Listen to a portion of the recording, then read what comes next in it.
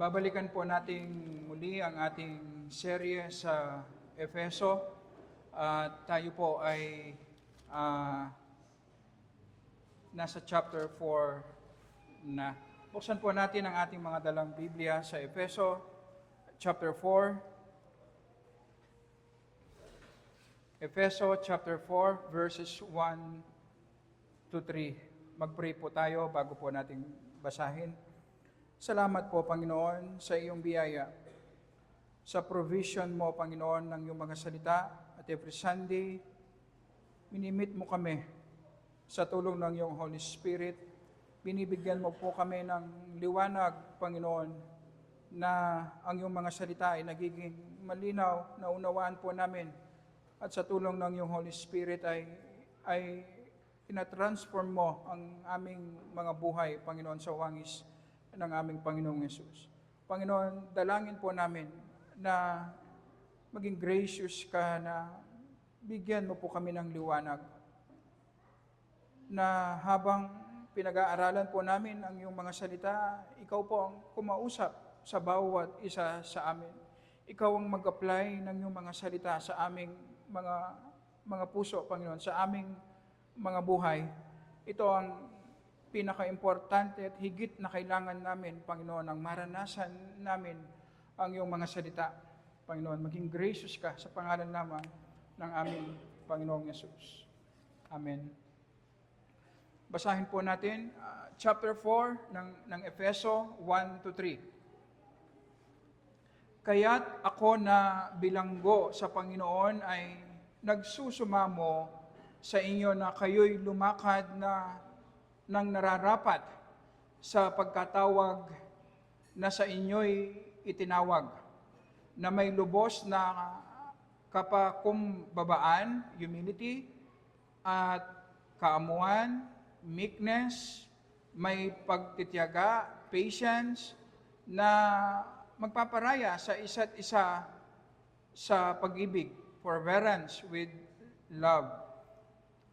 Verse 3, na nagsisikap na mapanatili ang pagkakaisa, unity, ng Espiritu sa buklod ng kapayapaan.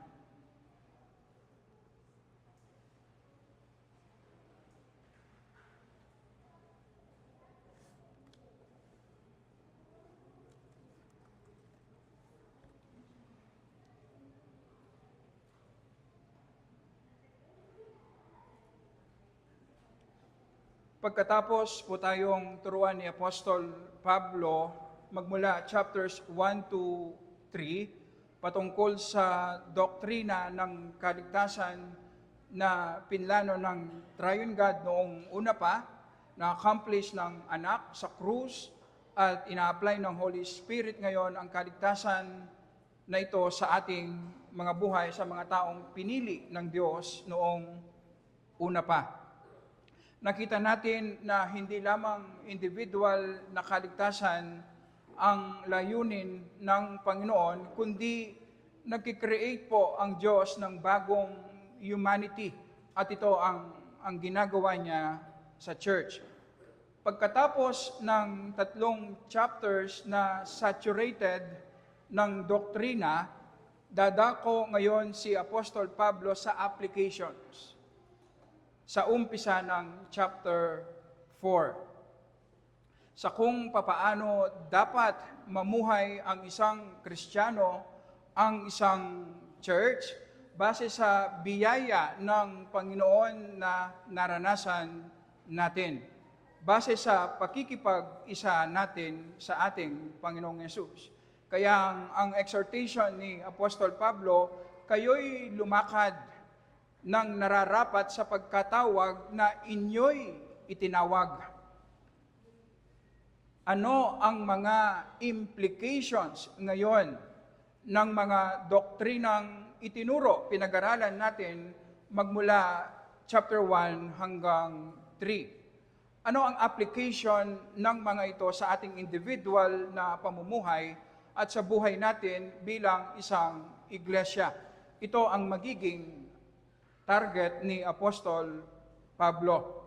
Kaya sabi niya, kaya nga, therefore, Sinasabi sa atin na ang mga applications na ating pag-aaralan magmula sa chapter 4 hanggang sa chapter 6, ang lahat ng mga ito ay rooted sa mga katuruan patungkol sa kaligtasan na nakamit ng ating Panginoong Yesus para sa atin na mga tinawag.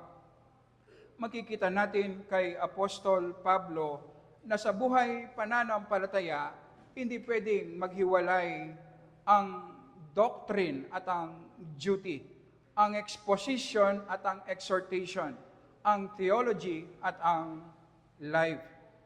Dalawang mali na kailangan nating iwasan. Una, may mga Kristiyano na primarily intellectual by nature. Ito yung mga taong gustong-gusto nila ang mga libro. Gustong-gusto nila ang nagbabasa, na-enjoy nila ang pag-aaral ng salita, ng doktrina. Alam niyo po ba, mabuti ang ganito.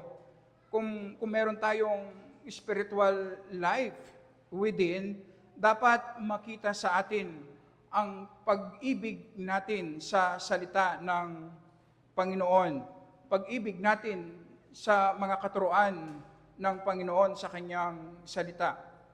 Ganito po ang katangian ni Apostol Pablo. Makikita natin yan sa chapters 1 to 3 na saturated po ng doktrina. Pero kailangan nating makita na merong danger ang pagiging intellectual. Ang ganitong strength ay pwedeng maging liability kapag tumigil tayo sa pag-aaral lamang ng doktrina ng salita ng Panginoon. Kapag nasatisfy na tayo sa pagkakaroon lamang ng intellectual knowledge sa salita ng Panginoon at mawalan tayo ng interest sa application ng mga doktrinang ito na ating alam. Pwede itong magbigay ng false assurance na dahil alam na natin ang salita ng Panginoon ay okay na tayo at masaya na tayo, ngayong hindi naman natin ina-apply sa ating mga buhay kung ano ang alam natin.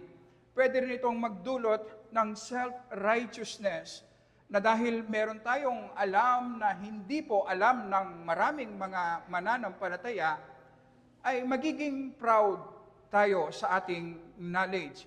Ang doktrina na dapat magbigay sa atin ng humility, ito ngayon ang nagtutulak sa atin na maging proud. Ito ngayon ang sumisira sa atin. Masisira tayong mga Kristiyano kung titigil lang tayo sa pagkakaroon o masasatisfy tayo sa pagkakaroon lamang ng intellectual knowledge na hiwalay po sa practical application sa ating mga buhay. Sa kabilang banda, meron namang mga Kristiyano na naturally oriented po sa experience, application, duties. Ang target nila ay yung mga kung paano mo ito i-apply. Ito ang gustong-gusto nilang pag-aralan. Madalas mong maririnig sa kanila ang ganito upang pagtakpan nila ang insecurity within. Ano ang pakinabang ng knowledge kung hindi mo naman ipinamumuhay? Para bang pwede mong ipamuhay ang practical application na hiwalay sa kaalaman ng tamang doktrina, tamang kaalaman ng salita ng Panginoon. Kapag ang buhay natin ay hindi rooted sa tamang pagtuturo ng salita ng Panginoon, magiging mali ang ating applications. Kailangan nating maunawaan na ang buhay Kristiyano ay hindi lang do's and don'ts, na basta naglilingkod ka, sumusunod ka, ikaw ay okay na. Primarily, ang buhay Kristiyano ay isang relasyon na nagre-require ng knowledge, ng understanding, at ng pananampalataya. Kaya naman makikita natin kay Apostol Pablo ang right balance na nag-spend siya ng 3 chapters para ituro sa atin ang doktrina ng kaligtasan na saturated po ng doktrina. Na tayong mga tao ay makasalanan, hindi natin kayang iligtas ang ating sarili. Ang goal ng Panginoon na hindi lamang magligtas ng mga individual, kundi mag-create ng bagong humanity. Ang doctrine of election, ang mga katangian ng triune God. Na ang layunin ay upang mamuhay tayo base sa pagkatawag ng Diyos sa atin kay Jesus. Ang mga applications ni Apostol Pablo ay rooted sa gospel, sa doctrine, sa mga katuruan, sa salita ng Panginoon. Sa verse 1, ang sabi, kaya't ako na bilanggo ng Panginoon ay nagsusumamo sa inyo. Sinulat ni Apostol Pablo ang Ephesians mula sa kulungan. Siya ay hindi lamang bilanggo ng Panginoong Yesus dahil sa kanyang pag-ibig sa ating Panginoong Yesus, kundi siya rin ay literal na nakabilanggo dahil sa kanyang loyalty sa salita ng Panginoon, dahil sa kanyang pag-ibig sa iglesia ng ating Panginoong Yesus. Ginagawa niyang example ang kanyang sarili na willing siyang mag-sacrifice alang-alang sa ikalalago ng iglesia ng Panginoong Yesus. Ito ang mensahe na sinasabi ng pagkakulong ni Apostol Pablo. Magiging encouragement ito sa mga Ephesians na sa application nila ng mga doktrina ng kaligtasan, especially ang unity ng church. Ang mga applications na ito ay magre-require ng sacrifice. Ang mga kinakailangang karakter upang maging visible ang unity sa loob ng isang local church, makikita natin ang humility, ang meekness, ang patience, ang love. Lahat ng mga ito ay nagre-require ng sacrifice sa bawat isa sa atin.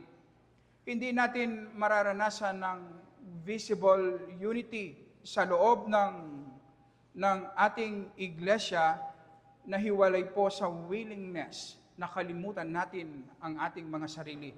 Kalimutan natin ang ating mga personal na interest, na willing tayong kargahin ang kasalanan at burden ng ibang tao, na willing tayong mag-sacrifice para sa ikabubuti ng ating kapwa mananampalataya.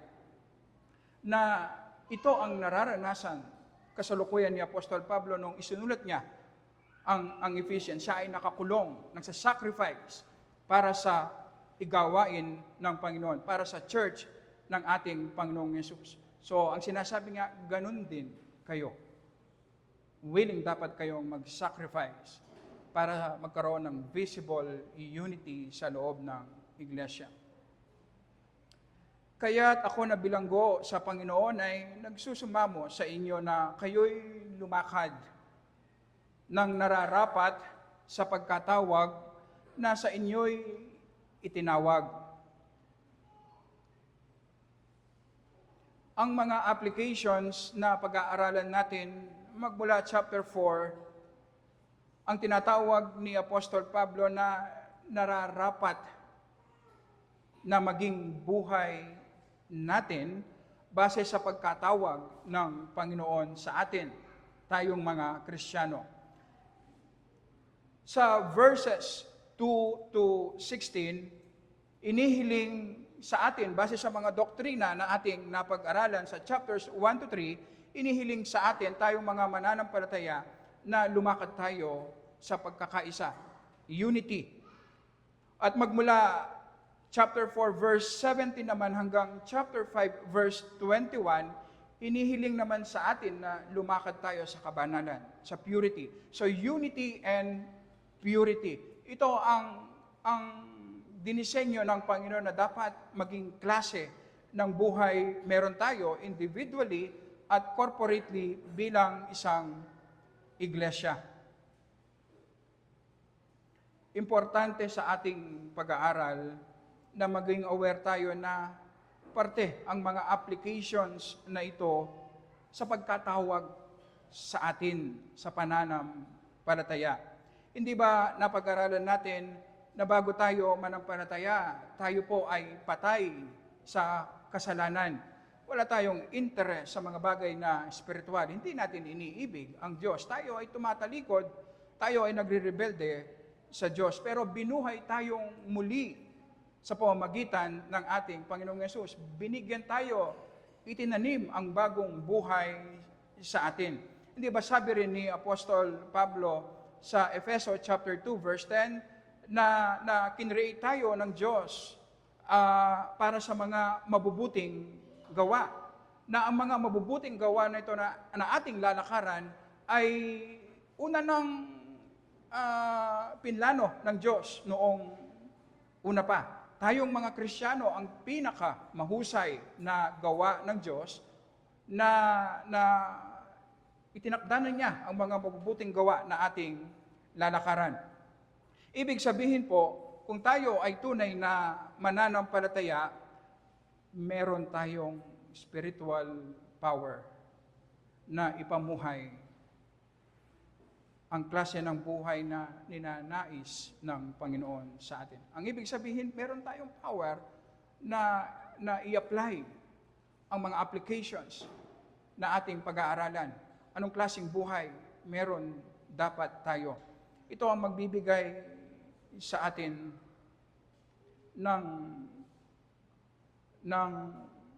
power, ng encouragement na magsikap na ipamuhay ang kalooban ng Panginoon. Na ang mga applications na ito ay natural manifestation ng bagong buhay na ibinigay sa atin ng Panginoon. Isa pang importanteng reminder sa atin, sa pag-aaral natin ng mga applications ng gospel, magiging malinaw sa atin na marami pang mali sa ating mga buhay na dapat nating itama. Maraming mga kasalanan na dapat nating talikuran. Mahalaga na reminded tayo sa sinabi ni Apostol Pablo sa Efeso chapter 2, 8 and 9 na sapagkat sa biyaya kayo'y naligtas sa pamamagitan ng pananampalataya. At ito'y hindi sa pamamagitan ng inyong sarili, ito'y kaloob ng Diyos. Hindi sa pamamagitan ng mga gawa, upang ang sinuman ay huwag magmalaki. Kapag nakikita natin ang mga kasalanan sa buhay natin, at siguradong makikita natin, kapag pag-aaralan natin ang maraming application sa kung paano dapat mamuhay ang isang mananampalataya, magiging malinaw ang marami nating kasalanan. Sigurado yan. At ang normal na magiging tugon natin na hiwalay po sa tamang kaalaman ng gospel ay manlulumo tayo, madi-discourage tayo. Naging Kristiyano tayo hindi dahil sa ating gawa. At magpapatuloy tayong Kristiyano hindi sa pamamagitan ng ating pagsunod. Dahil sa biyaya ng Diyos, sa pamamagitan ng ating Panginoong Hesus, pinatawad tayo sa lahat ng ating mga kasalanan at ipinasuot sa atin ang katwiran ng ating Panginoong Hesus. Kaya tayo po ay inaring ganap ng Diyos at hindi po dahil sa ating mabubuting gawa. Kaya naman, imbes na ma-discourage tayo kapag nagiging malinaw ang ating mga kasalanan, sa bawat kasalanan na ating makita sa ating buhay, tumingin tayo ng 10 beses sa krus ng ating Panginoong Yesus upang imbes na ma-discourage tayo, magdulot ngayon ng gratitude sa ating mga puso. Na sa kabila ng ating pagiging makasalanan, bakit ako inibig ng Panginoon? At ito ang mag-empower sa atin ngayon na harapin ang ating mga sariling kasalanan, na merong boldness, na hindi tayo natatakot dahil alam natin ang basis ng pagtanggap, pag-ibig ng Diyos sa atin ay hindi nakadepende sa ating performance. Nakadepende sa performance ng ating Panginoong Yesus. Kaya naman meron tayong power na mag-repent at meron tayong power na maging masigasig na ipamuhay ang kalooban ng Panginoon para sa atin na mananampalataya. Una nating pag-aaralan ang verses 2 to 16 na tungkol ito sa unity na dapat maging visible sa isang lokal na iglesia. Sa verse 3, na nagsisikap na mapanatili ang pagkakaisa ng Espiritu sa buklod ng kapayapaan. Ang unity sa Bible ay spiritual. Spiritual unity na ang Holy Spirit ang nag-create nito sa atin. Dahil sa bagong buhay, spiritual life na itinanim sa bawat totoong nanampalataya sa ating Panginoong Yesus, ay merong iisa tayo ngayong pananampalataya. Meron tayong iisang Panginoon. Meron tayong iisang tagapagligtas. Meron tayong iisang pag-asa. So ang unity na tinutukoy sa atin ni Apostol Pablo ay unity na kinreate po ng Holy Spirit at wala tayong kakayahan na sirain ito. Spiritually given na ito sa ating mga mananampalataya. Na lahat tayo ay merong spiritual unity. At ito ay invisible, hindi po natin nakikita. Kaya ang exhortation ni Apostol Pablo, magsikap tayo na gawin nating visible ang invisible unity na kinreate ng Holy Spirit sa atin. Pwedeng masira ang visible manifestation nito sa ating fellowship, pero kailanman hindi ito pwedeng mawala dahil ang Holy Spirit ang nag-create nito sa atin. Kaya ang panawagan sa atin ay magsikap tayo, tayong mga Kristiyano, na gawing visible ang unity sa ating fellowship. Ang spiritual unity na invisible, ang sabi ni Apostol Pablo, gawin nating visible sa ating fellowship. Kaya naman, sa verse 2, sinabi sa atin na merong mga karakter na dapat nating ma-develop sa bawat buhay natin upang maging visible ang unity sa isang lokal na iglesia. So makikita natin, primarily ang kailangan natin ay hindi structure. Primarily, ang kailangan natin, kung gusto nating maging visible ang unity sa ating church, ay dapat ma-develop individually sa atin ang mga Christian graces. Ito yung magiging basehan ng visible unity na meron ang isang lokal na iglesia. Si Martin Lloyd-Jones ang nagsabi, ang kasalanan ang nagdudulot ng division sa pagitan ng kapwa-tao natin. Kung totoo ito, ibig sabihin, ang unang solusyon ay godly character. At ito ang exhortation na dapat nating ma-develop yung mga Christian graces sa verse 2, na may lubos na kapakumbabaan, humility, kaamuan, meekness, may pagtitiyaga, patience, na magparaya sa isa't isa sa pag-ibig, forbearance with love. Ibig sabihin po, hindi automatic na makikita sa isang fellowship ang unity.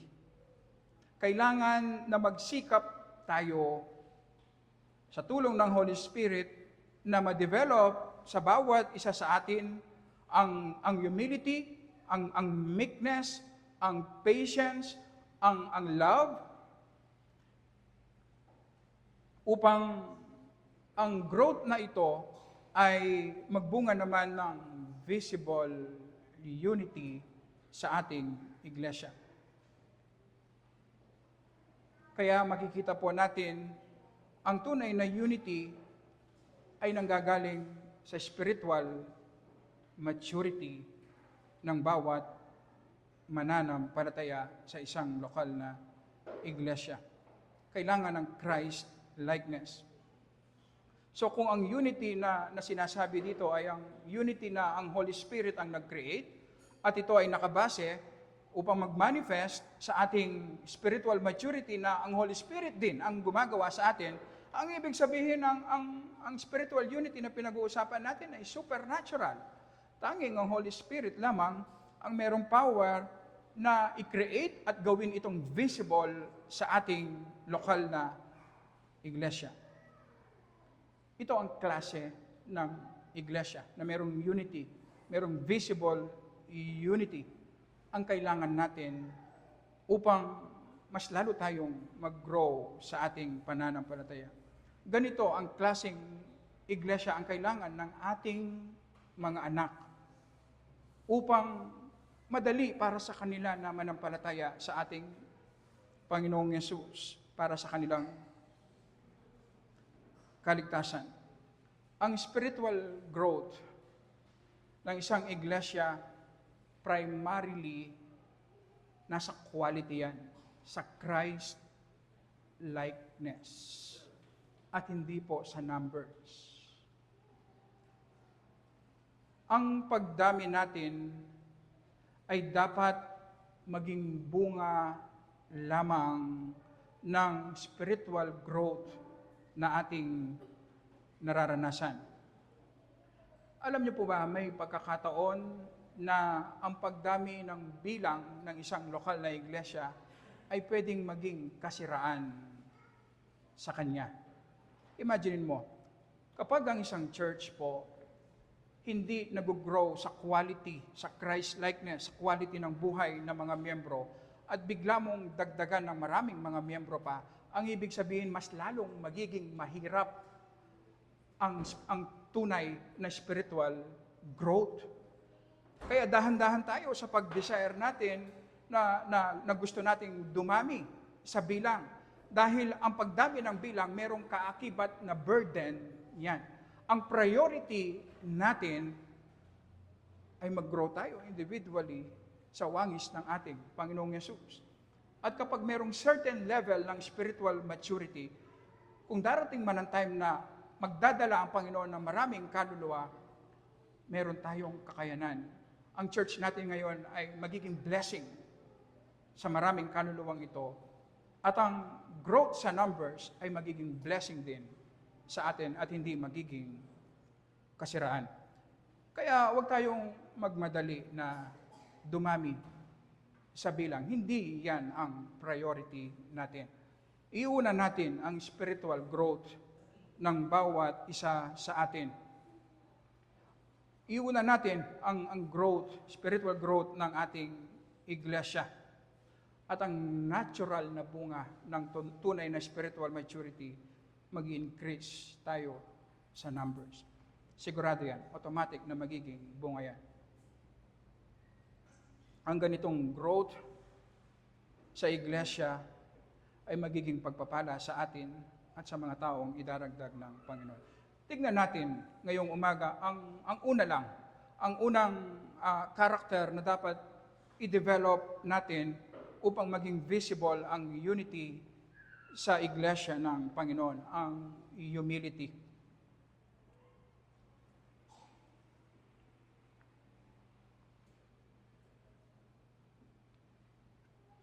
Si John Stott ang nagsabi, ang pride ang nasa likod ng lahat ng alitan o pagtatalo sa loob ng church. Ang kabaliktaran ng pride ay humility.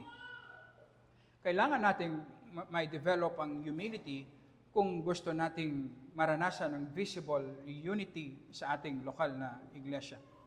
Ang tanong sa atin, ano nga ba ang humility at papaano natin ito may develop?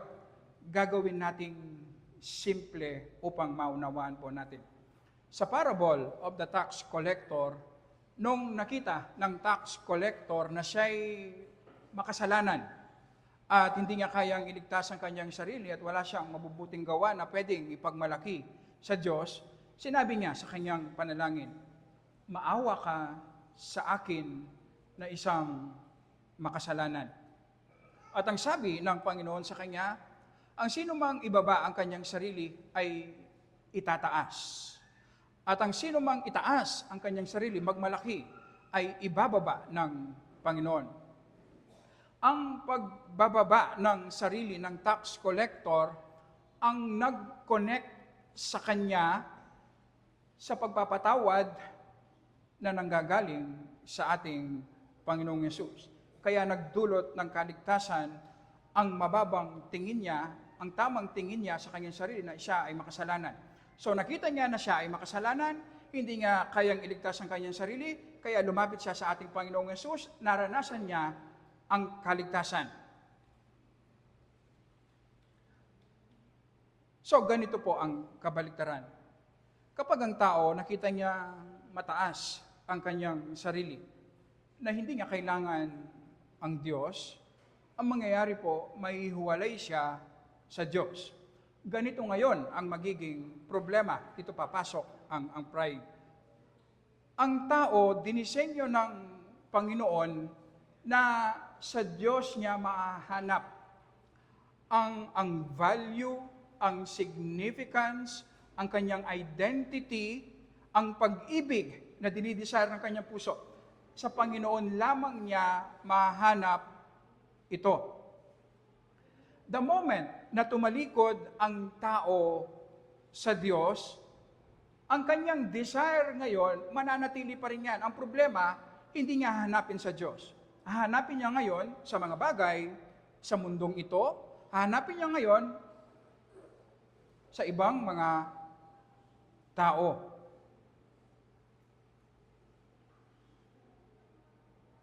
Ito ang nagdudulot ngayon ng division sa loob ng pamilya at loob ng iglesia.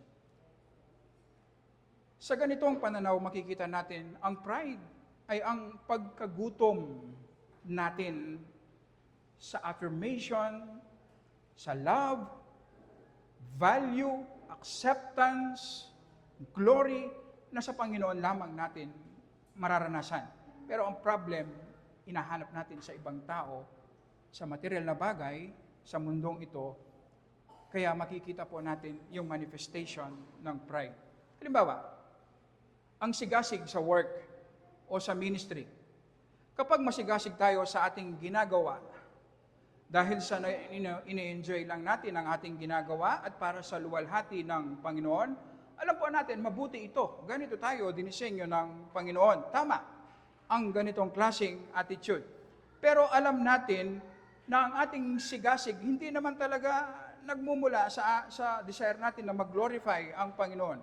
Kasi kapag nalagpasan tayo, o kaya naman itinabi tayo, hindi kinuha ang work sa atin, at merong ibang gagamitin ang Panginoon, o merong iba na nakakahigit sa atin, hindi ba nagagalit tayo ng sobra? Nalulungkot tayo ng sobra?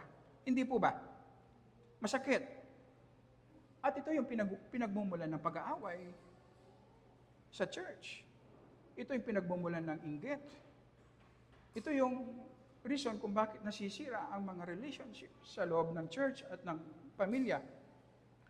Baka kasi ang sigasig natin sa ministry o sa ating trabaho ay nanggagaling sa kagustuhan natin na sa pamamagitan ng ginagawa natin ay mapansin tayo. Maramdaman natin na respetado tayo, na importante tayo. Na kapag hindi natin yan nakuha, kasi inalis sa atin ang ministry, o merong iba na nalagpasan tayo, nagagalit tayo. Pride. Ang pagkakaroon natin ng critical spirit. Ito yung attitude na yung bang palagi nating nakikita at gusto nating nakikita ang pagkakamali ng iba. Na kapag pinag-uusapan ng mali ng iba, nagbibigay ito ng joy sa atin. Hindi natin sinasabi na hindi natin dapat pag-usapan ang anumang mali sa iglesia. Hindi po. Ang sinasabi natin, ito yung pattern, regular na ginagawa natin na malinaw nating hinahanap ang mali sa iba at na-enjoy natin kapag meron tayong nakikitang mali sa ating kapwa mananampalataya. Alam niyo po ba, ito ang sumisira sa unity ng church, na sinisiraan natin ang bawat isa. Imagine po natin, kung lahat tayo ganito ang gagawin natin, hinahanapan natin ang mali ang bawat isa, imposible ang unity. Sinisira natin ang bawat isa. Alam niyo po ba ang pinakadahilan kung bakit hypercritical tayo? Kasi gusto nating maramdaman na matuwid tayo. At paano natin mararamdaman yan? Kung ibababa natin ang iba. Gusto lang natin maramdaman na importante tayo. Paano natin mararamdaman yun? Sirain natin yung iba. Yun ang pride. Ang kagustuhan at pagpipilit natin na maging tama, kahit hindi naman malinaw sa salita ng Panginoon, o kaya malinaw na mali tayo, pinipilit pa rin natin na tayo ang tama. Ito yung mga klase ng Kristiyano na hindi mo masabihan. Hindi tayo pwedeng turuan. Matigas tayo sa ating paniniwala at sa ating ginagawa kahit na mali. Hindi ba ito ang dahilan ng pag-aaway ng mga Kristiyano sa loob ng church? Na lahat gusto maging tama, lahat gusto sila, lahat tama. Walang gustong umamin na magpakababa na sila ay mali.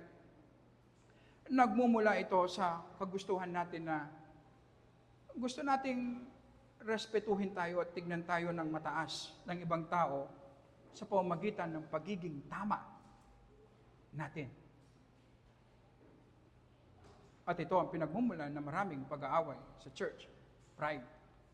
Ang ating self-consciousness, yung masyado tayong conscious sa ating sarili, may tinatawag na superiority complex na pinagmamalaki natin kung ano ang meron tayo, pinagmamalaki natin kung ano ang kaya nating gawin, pinagmamalaki natin ang pangalan na meron tayo, ang lahi na pinanggalingan natin. Ito ang alam nating pagiging mayabang. Kapag ganito ang ginagawa natin, itinataas natin ang ating sarili at binababa natin ang iba. Inihiwalay natin ang ating sarili. Kasi meron tayong mga bagay na wala ang iba. Meron tayong nagagawa na hindi nagagawa ng iba. Nasisira ngayon ang pagkapantay-pantay natin sa loob ng iglesia. Pero meron ding tinatawag na inferiority complex. Ito yung mababa naman. Yung una, mataas ang tingin natin sa ating sarili. Pangalawa, mababa ang tingin natin sa ating sarili. Dahil posible, dahil sa mababang katayuan natin sa ating buhay. O kaya naman, namumuhi tayo sa ating sarili kasi meron tayong malaking kasalanan na ginawa. O meron tayong matinding failure na nararanasan. Kaya naman namumuhi tayo sa ating sarili. Alam niyo po ba, ito yung kakaibang side ng pride. Inferiority complex. Parehas. Kapag pinagmamalaki natin kung ano meron tayo, nakafocus tayo sa ating sarili. At kapag naman nalulungkot tayo dahil sa mga bagay na wala tayo, o dahil sa mga pagsubok na ating na nararanasan, namumuhi tayo sa ating sarili, nakatingin pa rin tayo sa ating sarili. iyon ay pride. Then, ang magandang illustration ay ganito.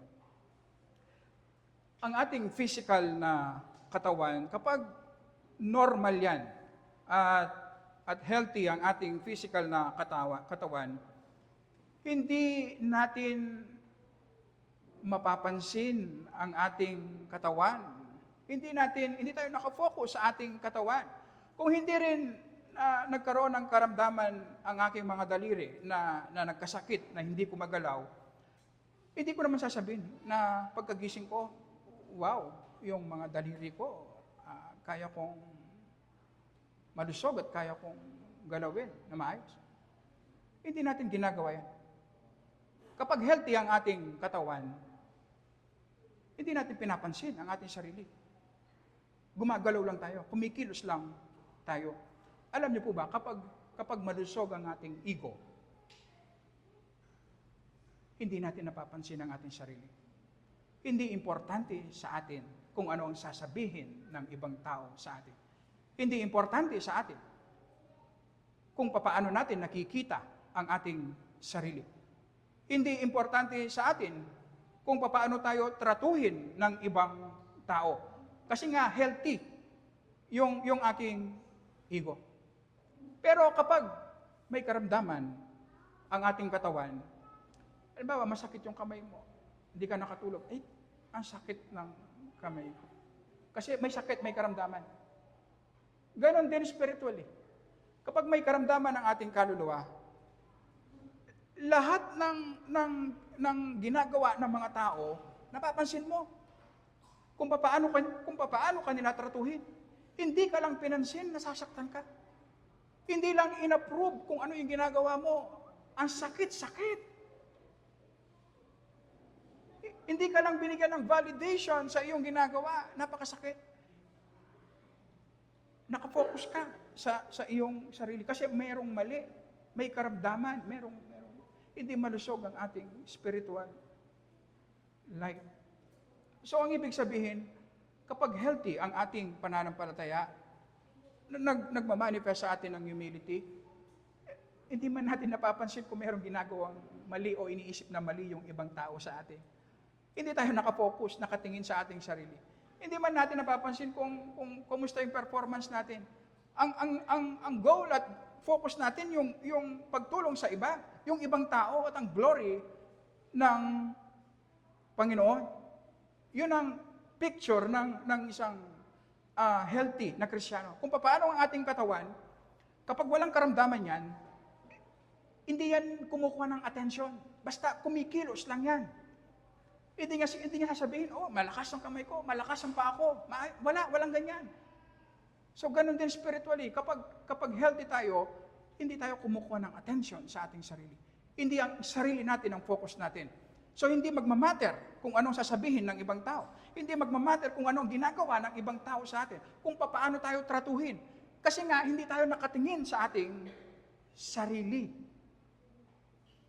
So, ano ang common denominator ngayon sa lahat ng ating pinag-aralan?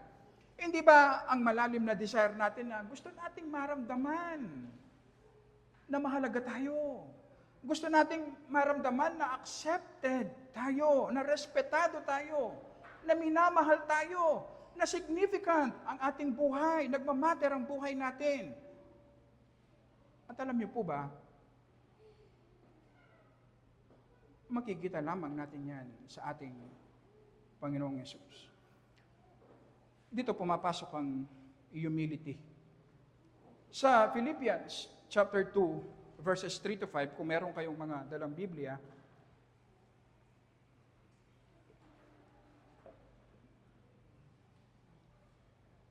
sa verse 3, huwag ninyong gawin ang anuman sa pagpapaligsahan o pagmamataas, kundi sa kababaan, ituring ng iba ay higit na mabuti kesa sa inyong sarili.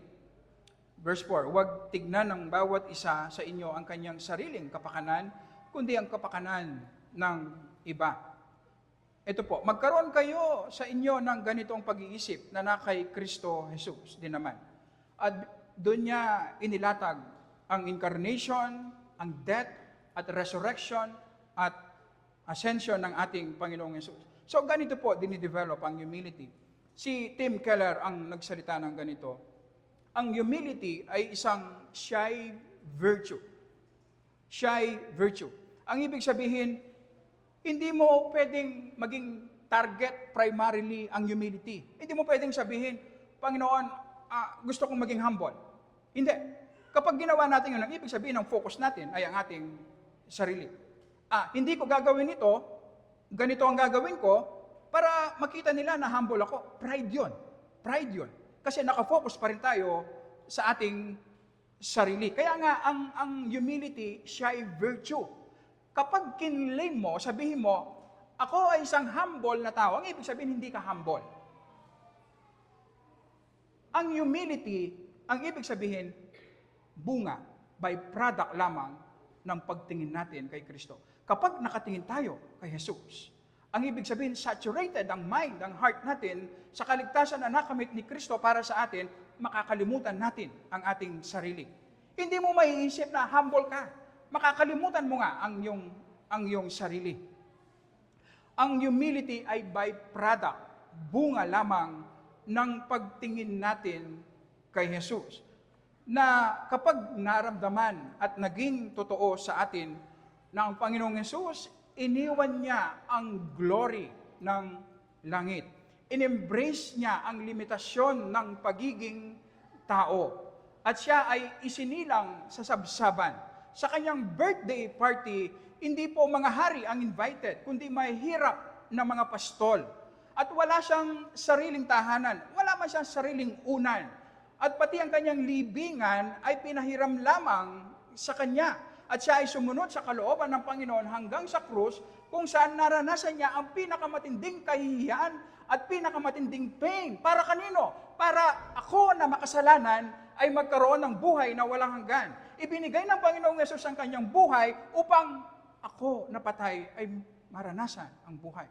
Naranasan niya ang impyerno upang ako ay magkaroon ng buhay na walang hanggan. Kung ito ang focus natin sa ating devotion, sa ating prayer life, na nagdudwell tayo ng matagal sa glory ng gospel, sa glory ng ating Panginoong Yesus, makakalimutan natin ang ating sarili.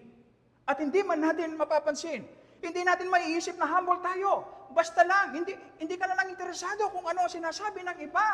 Ikaw ay naglilingkod ngayon kasi naglilingkod ka lang. At hindi ka defensive. Kasi wala kang dinidepensahan sa loob-loob mo kasi punong-puno ka ng Panginoong Yesus. Makikita natin, nagsiserve tayo dahil mahal natin ang Panginoon. At kung malagpasan tayo, okay lang. Kung hindi tayo ma-appreciate, okay lang. Kasi punong-puno tayo ng ating Panginoong Yesus. Ang ibig sabihin, nakalimutan natin ang ating sarili. Hindi man natin alam, nararanasan natin ngayon ang humility. Pero hindi natin alam yon. Kasi nga, nakafocus tayo sa ating Panginoong Yesus.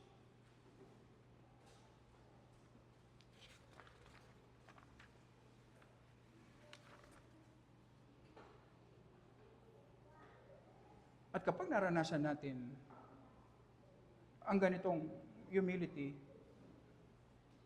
na nakapokus tayo sa ating Panginoong Yesus, hindi man natin naiisip yung unang-unang gusto natin. Mas importante sa atin kung paano yung matutulungan yung iba.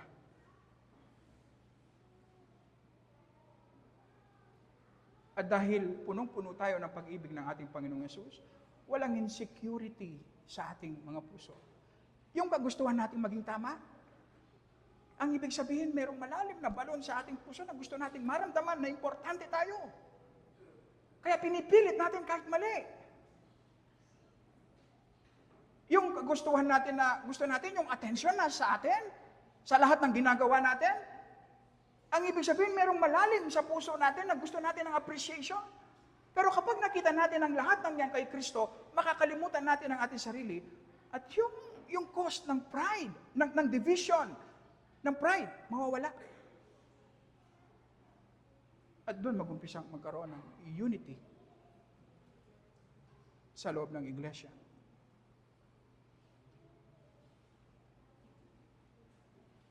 Sa ating daily devotion at prayer, magsikap tayo na anumang struggle na ating nararanasan, gamitin natin para mapalapit tayo sa Panginoong Yesus. At maramdaman natin na tayo ay mahalaga sa Kanya.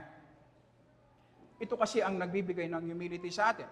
Kapag naramdaman natin na tayo ay mahalaga sa Panginoon, ito ang magbibigay ng humility sa atin. Kung masaya ka, kasi merong kang mabuting nagawa, sa iyong devotion, sa iyong prayer, ganito yung magandang gawin. I-meditate mo. Kahit wala ka namang nagawang mabuti, o kahit hindi ka naman naglingkod, hindi naman mababawasan ang pag-ibig at acceptance ng Diyos sa iyo, di ba? Kasi ang pag-ibig at acceptance ng Diyos di naman nakabase sa ating paglilingkod. Nakabase sa buhay, kamatayan at muling pagkabuhay ng ating Panginoong Yesus. At kapag dumating tayo sa puntong gano'n, mag-dwell tayo na matagal. I-meditate natin na matagal sa ating isip. At kapag ginagawa natin na araw-araw, makakalimutan natin ang ating sarili.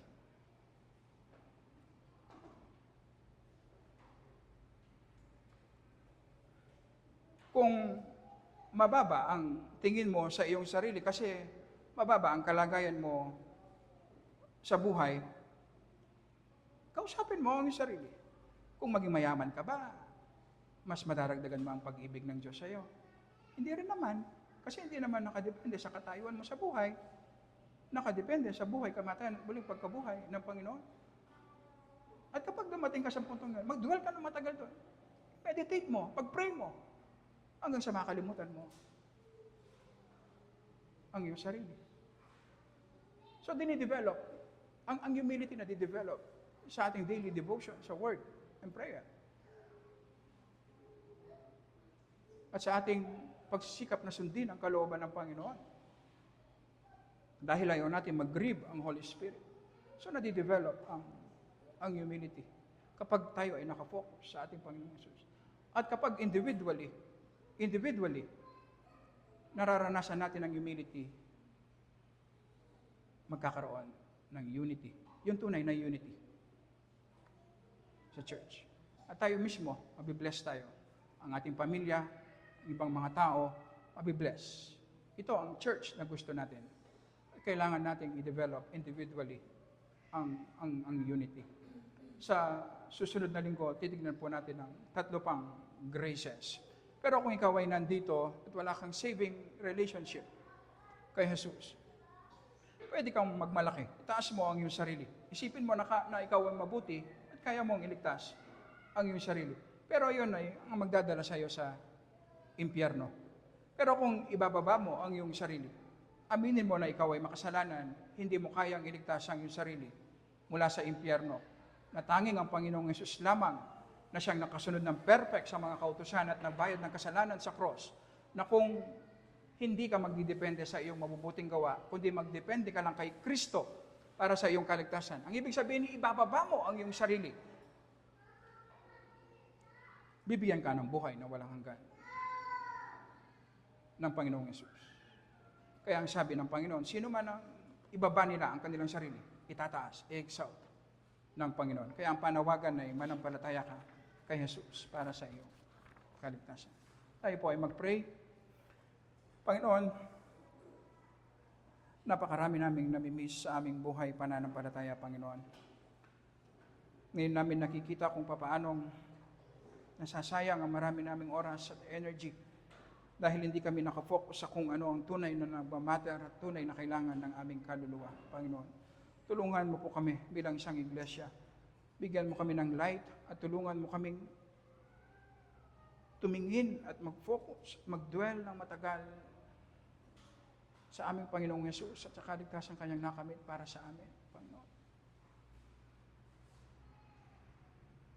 Hindi po namin kayang gawin ito sa aming mga sarili. Ang Holy Spirit mo lang, Panginoon, kung paano ang spiritual unity na Holy Spirit ang nag-create nito sa amin, Panginoon, ganun din ang spiritual maturity. Ang Holy Spirit mo lang ang may kakayahan na gawin itong visible sa aming mga buhay. Kaya naman, nagdidepende kami sa iyong biyaya. At ito ang gusto mong gawin, Panginoon, sa iyong iglesia. Hindi para i-glorify mo kami, kundi para i-glorify mo ang iyong pangalan. Sa pangalan po ng aming Panginoong Yesus. Amen. Amen. Tayo po ay tatayo, awitin po natin.